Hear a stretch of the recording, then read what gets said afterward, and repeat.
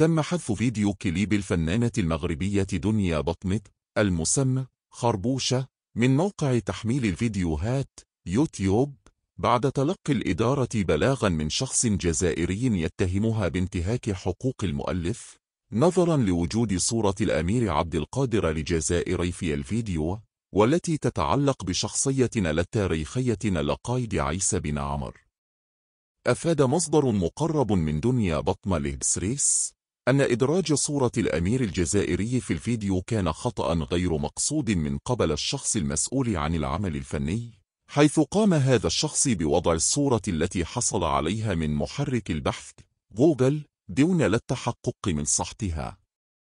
أضاف المصدر نفسه أن دنيا بطمة تواصلت مع الشركة المسؤولة عن قناتها الرسمية لحل هذه المشكلة، وأن الشركة قامت بإرسال تبليغ رد عبر البريد إلى إدارة يوتيوب، حيث شرحت التفاصيل وبررت أن الأمر لا يشكل انتهاكا لحقوق المؤلف، حيث تعتبر الأغنية جزءا من التراث المغربي.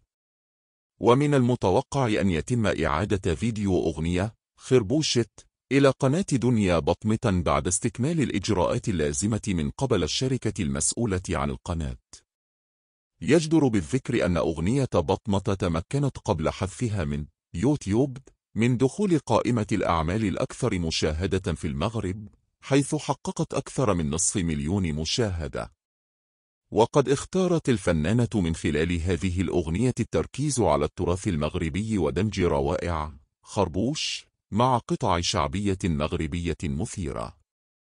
عبرت الفنانة المغربية في تصريح سابق لإبسريس عن سعادتها الكبيرة وفرحها بالنجاح والتفاعل الذي حققته الأغنية منذ الساعات الأولى لإطلاقها، حيث تصدرت قوائم الأكثر تداولا على مختلف منصات التواصل الاجتماعي. وأكدت أن هذا النجاح يشكل حافزا لها للاستمرار والتقدم في مسيرتها الفنية، من خلال تقديم الأفضل لمحبي صوتها الذين ظلوا وفيين لها منذ بداية مشوارها الفني.